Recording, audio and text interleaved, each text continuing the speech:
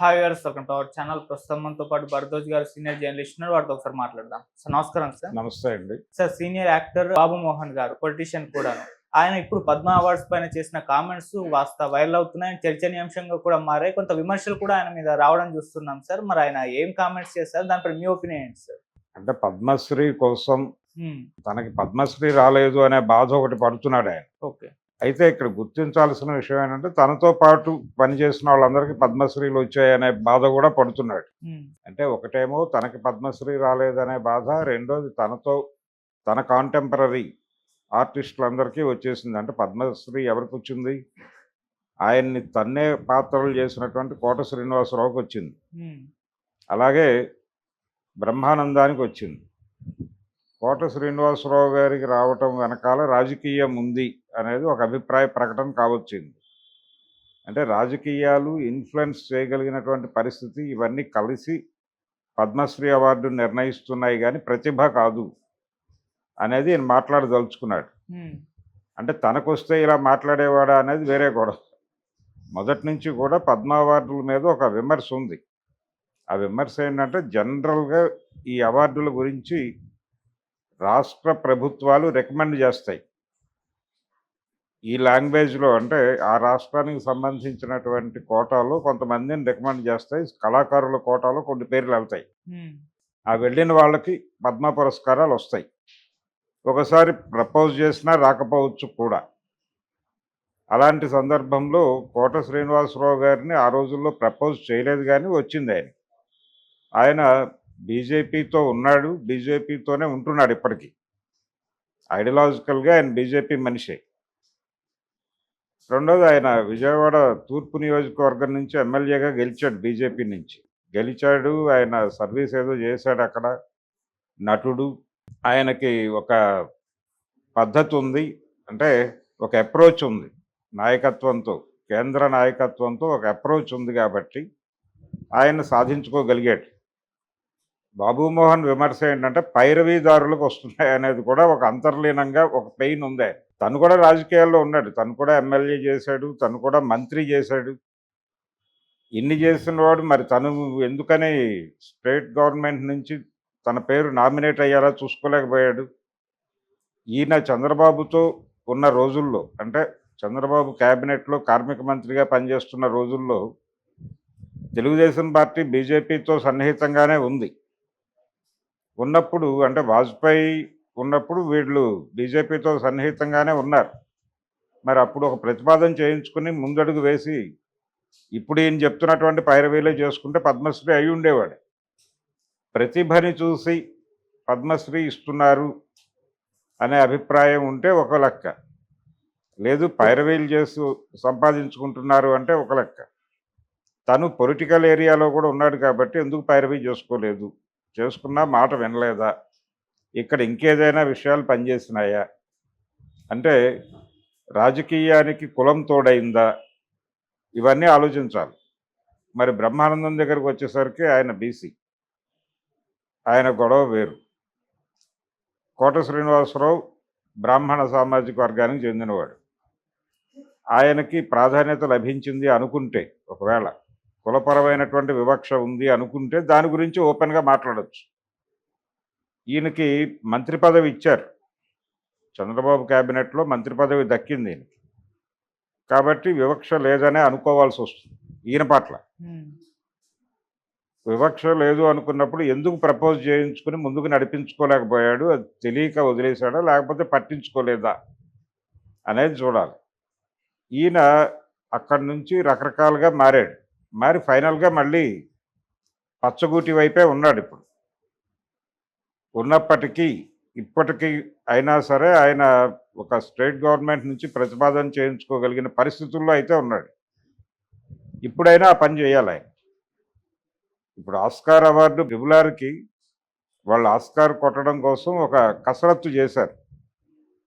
ఆస్కార్కి ఉన్నటువంటి ఓటర్స్ అందరికీ సినిమా చూపించారు, వాళ్ళందరితోనూ డిస్కషన్ చేశారు, సినిమా గురించి వాళ్ళందరికీ ఎక్స్ప్లెయిన్ చేశారు. వాళ్ళందరూ తమకు అనుకూలంగా ఓటేసేటువంటి ఒక వాతావరణం కల్పించారు. ఇది చేసుకోవాలి కదా, ఎవరైనా చేసుకోకుండా పనులయ్యే పరిస్థితులు లేవు అనే విషయం అర్థమైనప్పుడు చేసుకోవాలి. లేదు తన ప్రతిభని గుర్తించేదాకా వెయిట్ చేయాలి. ఒకటి రాజకీయ పరమైనటువంటి ఇన్ఫ్లుయెన్స్, రాజకీయ ప్రత్యర్థులకి ఈ పురస్కారాలు దక్కవు అనేది చాలా స్పష్టంగా ప్రపంచానికి తెలుసు.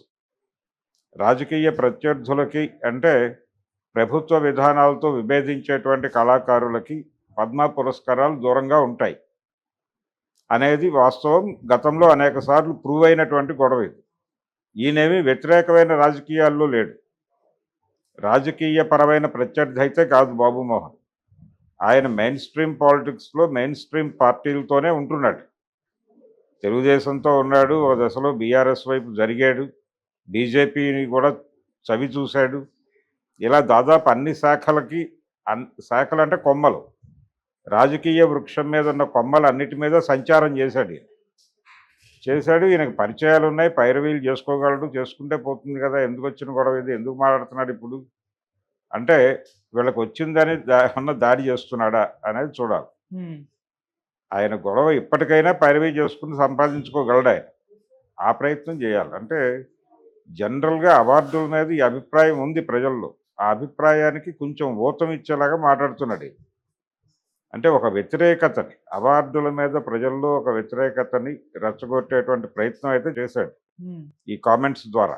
అది తనకు అనుకూలంగా రావాలి ప్రజాభిప్రాయం అనుకుంటున్నాడు ఆయన.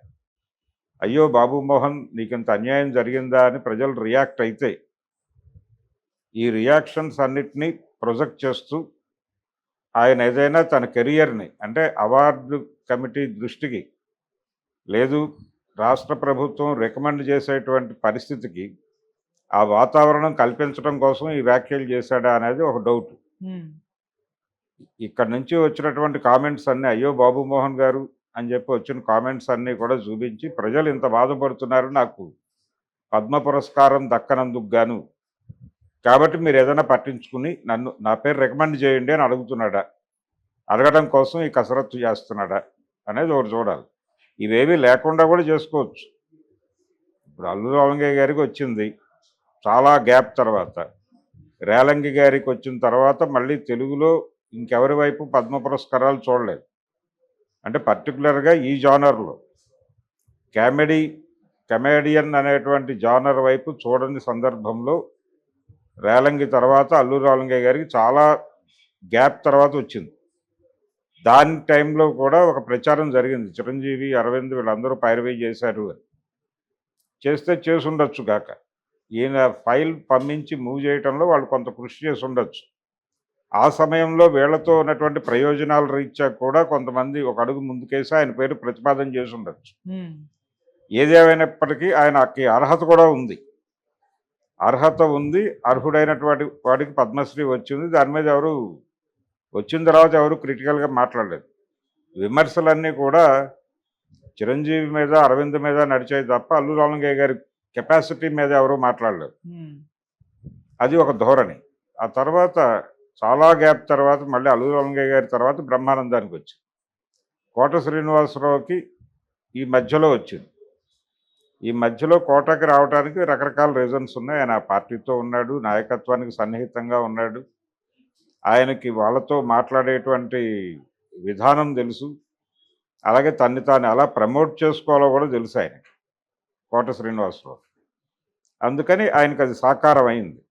అలా తనకి కూడా సాకారం అయ్యే సందర్భం ఉంది. తను కూడా రాజకీయాల్లో ఉన్నాడు, తను కూడా ప్రయత్నం చేసుకోవచ్చు. అయితే కేవలం ప్రజల నుంచి ప్రజాభిప్రాయ సేకరణలో భాగంగా మాత్రమే ఇది మాట్లాడాడు. ఆయనేమి తన ప్రతిభని చూసిస్తారు అనుకుంటే అనుకోగా వదిలేసేవాడు, ఇది ప్రస్తావించేవాడు కాదు. ఇది ప్రస్తావించాడు అంటే ఆయనకు ఒక మోటో ఉంది, తనకి పద్మశ్రీ అవార్డు రాలేదు అనేటువంటి పెయిన్ ఉంది.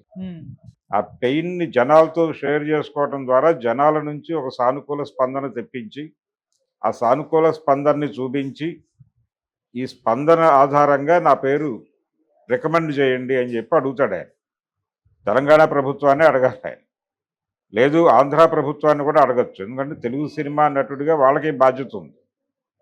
ఇప్పుడు బాపు గారి పేరుని తమిళనాడు గవర్నమెంట్ కదా ప్రపోజ్ చేసింది, బాలసుబ్రహ్మణ్యాన్ని కూడా అట్నుంచే కదా, మనవాళ్ళు కాదు కదా ప్రమోట్ చేసింది, ఆ రోజున ప్రపోజ్ చేసింది, రికమెండ్ చేసింది వాళ్ళే.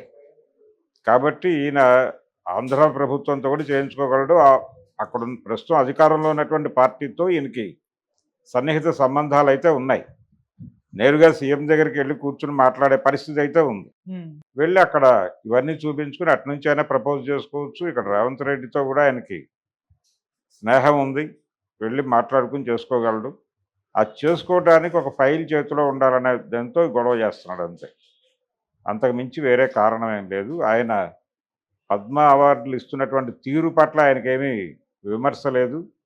ఇది జరుగుతోంది, ఇలా జరుగుతోంది అనేది అవార్డులు చాలా గొప్పవి అనే చెప్తున్నాడు. మళ్ళీ పాజిటివ్గా మాట్లాడుతూ కొంత నెగిటివిటీని స్ప్రెడ్ చేసేటువంటి ప్రయత్నం కూడా చేస్తున్నాడు. చాలా సందర్భాల్లో చాలామంది ఈ అవార్డులు కోరుకునే వాళ్ళు ఈ మాట మాట్లాడతారు. మాకంటే ప్రతిభ తక్కువ. ఇప్పుడు రాజమౌళికి పద్మశ్రీ వచ్చినప్పుడు కూడా ఈ మాటలు వినిపించినాయి. అంటే కేవీ రెడ్డి గారికి లేదు, ఆయన మాయాబజార్ లాంటి క్లాసిక్ తీసినటువంటి ఆయనకి పద్మశ్రీ పురస్కారం లేదు, దాసరి నారాయణరావుకి లేదు, 150 సినిమాలు పైన చేశాడు ఆయన, రాఘవేంద్రరావుకి లేదు. ఇలా మాట్లాడారు. వచ్చిన వాడికి ఎందుకు వచ్చింది అనేది ఆ సందర్భాన్ని బట్టి ఉంటుంది. ఆ సందర్భం మేరకే వ్యవహారం. ఆ తర్వాత మళ్ళీ కాదు. ఆ తర్వాత ఇంకొకటి ఆ సందర్భంలోకి వస్తాడు. అల్లు అర్జున్కి ఉత్తమైనటువంటి పురస్కారం ఎందుకు వచ్చింది అంటే ఆ సందర్భంలో అతను ఉన్నాడు. ఆ సందర్భం వరకే చూడాలి ఈ అవార్డు. అంతకు మించి ప్రత్యేకత లేదు వీటి. ఎస్వి రంగారావు గారికి లేదు పద్మశ్రీ. ఎస్వి రంగారావు గారికి పద్మశ్రీ లేకపోవడం మీద మాట్లాడితే ఒక ప్రయోజనం ఉంది. కానీ బాబు మోహన్ తనకి పద్మశ్రీ రాలేదు అని ఆవేదన వ్యక్తం చేయటం అంటే తనకి పద్మశ్రీ కావాలని కోరుకుంటున్నట్టుగా అర్థం చేసుకోవాలి. కాబట్టి ఆయనకు పద్మశ్రీ రాకపోవడం అనేది అన్యాయం అని చెప్పి మాట్లాడితే ఈ మాటలన్నీ పోగేసి అక్కడ పట్టుకెళ్ళి ఒక ఫైల్ బిల్డ్ చేసి కథ నడిపిస్తాడు. ఓకే, అది గొడవ. మళ్ళీ అంటే విలువైన వాళ్ళకే ఇవ్వాలి, స్టార్స్కే ఇవ్వాలి, బుర్రకథ చెప్పుకునే వాళ్ళకి ఇస్తున్నారు, ఇటువంటి కామెంట్స్ కూడా ఆయన చేశారు. బుర్రకథ చెప్పుకునే వాళ్ళు బుర్రకథలు ఏమి తక్కువదేం కాదు. సినిమా మాత్రమే అత్యున్నతమైనదేం కాదు. ఎవరైనా సరే వారి వారి ఏరియాల్లో ఇప్పుడు బుర్రకథ నాజర్ ఉన్నాడు, నాజర్కి ఇచ్చారు. అవును, నాజర్ పైరవీలు ఏం చేసుకోవాలి. నాజర్కి తెలియని కూడా తెలియదు తన పద్మశ్రీ వస్తుందని. ఆయన సినిమా థియేటర్లో ఉన్నాడు. ఆయన ఇంటికి వెళ్ళి వారిని అడిగితే ఎక్కడో సినిమా థియేటర్కి వెళ్ళాడు, ఏదో సినిమా చూడటానికి వెళ్ళాడని చెప్పారు ఇంట్లో వాళ్ళు. ఆయన కోసం వెళ్ళారు. అంటే కలెక్టర్ గారు పంపించాడు పోలీసుల్ని పంపించడం అంటే ఆ మెకానిజం, ఆ లోకల్గా ఉండే పోలీసులు వెళ్ళి ఆయన పట్టుకొస్తారు అనుకున్నట్టు. ఈయన సినిమా థియేటర్లో ఉండగా ఎవరో వెళ్ళి చెప్పారు నీకోసం పోలీసులు వచ్చారు అని. ఆయన ఇంకోలా అనుకున్నాడు. ఆయనకి కమ్యూనిస్టు రాజకీయాలతో సంబంధాలు ఉండేవి. ఆ తర్వాత విప్లవ కమ్యూనిస్టు పార్టీలతో కూడా సంబంధాలు ఉండేవి. ఒకవేళ ఇది ఎక్కడైనా లీక్ అయ్యి తను అరెస్ట్ చేయడం కోసం పోలీసులు వచ్చారేమో అని భయపడి పారిపోదామని ట్రై చేశాడు ఆయన. ఆ ప్రయత్నంలో ఉండగానే పోలీసులు ఎదురయ్యారు. ఆయన అయిపోయింది, అరెస్ట్ అయిపోయాయని అనుకున్నాడు. ఆయన అనుకుంటే ఆపి చెప్పారు, అయ్యా మిమ్మల్ని కలెక్టర్ గారు రమ్మంటున్నారు, తీసుకురమ్మన్నారు, ఏదో సెంట్రల్ గవర్నమెంట్ నుంచి మీకు ఒక అవార్డు వచ్చిందట అంటే వెళ్ళాడు ఆయన. వెళ్ళి నాకెందుకు వచ్చిన అవార్డు ఇది, నా కష్టాలు నాకు ఉన్నాయి, నాకు ఏదన్నా ఆర్థిక సహాయం చేసి నా జీవన విధానం మెరుగుపడే పరిస్థితి చేస్తే ప్రయోజనం, కానీ ఇప్పుడు నేను ఢిల్లీ వెళ్ళి అవార్డు తీసుకోవాల్సినంత అవసరం ఉందా, నా దగ్గర డబ్బులు కూడా లేవని మాట్లాడాడు. సరే అన్నీ మేము ఏర్పాటు చేస్తాం, మీరు వెళ్ళి అవార్డు తెచ్చుకోండి అని చెప్పిన తర్వాత వెళ్ళి తెచ్చుకున్నాడు. అటువంటి సందర్భం బుర్రకథ అని మాట్లాడేశాడు. కానీ నాజర్ గారికి పద్మశ్రీ రావటం వెనకాల కథ ఇది. అంటే ప్రభుత్వాలు కొన్ని ఏరియాల్లో అన్ని కళల్ని గుర్తించాలి. అన్ని కళల్ని చంపి తినేసింది అని సినిమా మీద ఒక విమర్శ ఉంది. బుర్రకథలతో బతికిన సినిమాలు ఎన్ని లేవు. నాజర్ బుర్రకథతో బతికినటువంటి అగ్గిరాముడు సినిమా గురించి మాట్లాడే బాబుమోహన్. అలాగే బెనర్జీ బుర్రకథ లేకపోతే సర్దార్ పాపారాయుడులో కానీ లేకపోతే మనుషులంతా ఒక్కటే సినిమాలో కానీ ఆ ఎమోషన్ ఎలా క్యారీ ఫార్వర్డ్ అవుతుంది. బెనర్జీ బుర్రకథలు కీలకంగా పనిచేసిన ఆ 2 సినిమాల్లో దాసరి నారాయణరావుకు తెలుసు.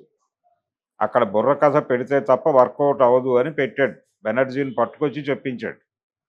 శ్రీశ్రీ గారితో ఆ బుర్రకథ రాయించాడు పాపారాయుడు సినిమాలో. మనుషులంతా ఒక్కటేలో కూడా ఆ సన్నివేశానికి ఆ ఎమోషన్ క్యారీ ఫార్వర్డ్ కావాలంటే అది లేకే కదా దేవర సినిమా చిన్నబోయింది. మొన్న దేవర సినిమా మీద మనుషులంతా ఒక్కటేలో ఆ ఆ తండ్రి పాత్ర చివరి దశ అంటే చనిపోయే టైంలో వచ్చేటువంటి బుర్రకథ చాలా ఎమోషన్గా స్క్రీన్కి జనాల్ని కనెక్ట్ చేస్తుంది. ఆ లెవెల్ కనెక్టివిటీ రావాలంటే అలాంటి ఎమోషన్ క్రియేట్ చేసేటువంటి కళారూపం ఏదైనా వాడి ఉండాల్సింది అని దేవర సినిమా సమయంలో బలంగా వినిపించిన మాట. అందుకని బుర్రకథలు అనేవి హరికథలు అనేవి, హరికథ అంటే ఏమిటి, హరికథ కావచ్చు, బుర్రకథ కావచ్చు, అవి ఆ చెప్పేటువంటి వాళ్ళు చాలా గొప్ప కళాకారులు. వాళ్ళు ఒక కావ్యాన్ని ప్రజలకు కన్వే చేస్తారు. అన్ని పాత్రలు తామై అన్ని ఎమోషన్స్ తమలోనే పలికిస్తారు వాళ్ళు. ఉమ్, కేవలం పక్కనున్నటువంటి ఇద్దరు వంతల్ని ఆధారం చేసుకుని మొత్తం కావ్యాన్ని వాళ్ళే నటిస్తారు. అన్ని ఎమోషన్స్ని జనంలో క్యారీ చేస్తారు. అది మామూలు వ్యవహారం కాదు. మీకు ఇచ్చిన పాత్ర మీరు చేసి బయటకు వస్తారు, అంతవరకే. నాగభూషణం గారు ఒక మాట చెప్పేవాడు, ఇప్పటికీ ఆ ఇంటర్వ్యూ ఉంది, యూట్యూబ్లో చూడొచ్చు, బాబు మోహన్. నాగభూషణం అంటే స్టార్ విలన్ ఒకప్పుడు. ఆయనే ఒక ఇంటర్వ్యూలో చెప్పిన మాట ఏంటంటే, నాటకం కనెక్ట్ అయినట్టుగా, బుర్రకథ కనెక్ట్ అయినట్టుగా, హరికథ కనెక్ట్ అయినట్టుగా సినిమా జనాలకు కనెక్ట్ కాదు. సినిమా హోల్సమ్గా కనెక్ట్ అవుతుంది కానీ క్యారెక్టర్ కనెక్ట్ కాదు. నాటకంలో నటించిన నటుడు ఒక చిన్న పాత్ర చేసినా కానీ వాడికి సమాజంలో గుర్తింపు ఉంటుంది. నన్ను సినిమా నటుడు నాగభూషణం అని ఎవరో అనరు. ఇప్పుడు బయటికి వెళ్ళినా రక్త కన్నీరు నాగభూషణం అనే పలకరిస్తారు ఎవరైనా. ఉమ్, అయ్యా మీరు రక్త కన్నీరు నాగభూషణం గారా అని అడుగుతారు. నేను అవుననే చెప్తాను. సినిమా నటుడినని చెప్పుకోవడానికి అన్నా కూడా రక్త కన్నీరు నాగభూషణాన్ని అని చెప్పుకోవడానికే ఇష్టపడతానని చెప్పాడు ఆయన ఓపెన్గా. సినిమా ప్రభావం వేరు. సినిమా హోల్సమ్ ఎమోషన్ వేస్తుంది తప్ప ఇండివిజువల్గా ఆడియన్స్ని కనెక్ట్ చేసుకోవద్దు. ఆ చేసుకునేటువంటి స్వభావం లేదు దానిలో అనేది ఆయన స్పష్టంగా చెప్పాడు. అందుకని బాబుమోహన్ గారు నటుడిగా గొప్పవాడే కావచ్చు, కానీ సినిమా నటన మాత్రమే గొప్పది కాదు. ఇతర విభాగాలు అన్నీ గొప్పవే. హరికథ గొప్పదే కళారూపంగా, బుర్రకథ గొప్పదే, జముకుల కథలు చెప్పేవాళ్ళు గొప్పోళ్ళే, ఒగ్గు కథలు చెప్పేవాళ్ళు గొప్పోళ్ళే, హరిదాసు కూడా గొప్పోడే. హరిదాసులకు కూడా పద్మశ్రీలు ఇవ్వటం తప్పేం కాదు. అలాగే అక్కడ కురువంజీ లాంటి కథలు చెప్తారు చెంచులు, వాళ్ళకి పద్మశ్రీలు ఇవ్వటం కూడా తప్పేం కాదు. ఉమ్, ఒక కళారూపాన్ని గుర్తించి గౌరవించి సత్కరించటం అనేది సంప్రదాయం మాత్రమే కాదు, సంస్కారం కూడా. ఆ సంస్కారం ప్రభుత్వాలకు ఉంది అని నిరూపించుకోవటానికి అప్పుడప్పుడు అలాంటివి కూడా చేస్తారు. అలా ఇచ్చిన వాళ్ళు కూడా చాలామంది ఉన్నారు. బెంగాల్ నుంచి ఓ కళాకారుడికి అలాగే ఇచ్చారు పద్మ పురస్కారం. కాబట్టి బాబుమోహన్ గారు ఇంకొంచెం పరిశీలించి, తన పెయిన్ ఉంది, తనకి అవార్డు రాలేదు అనే పెయిన్ ఉండొచ్చు, తన తోటి వారందరికీ వచ్చినాయనేటువంటి బాధ ఉండొచ్చు,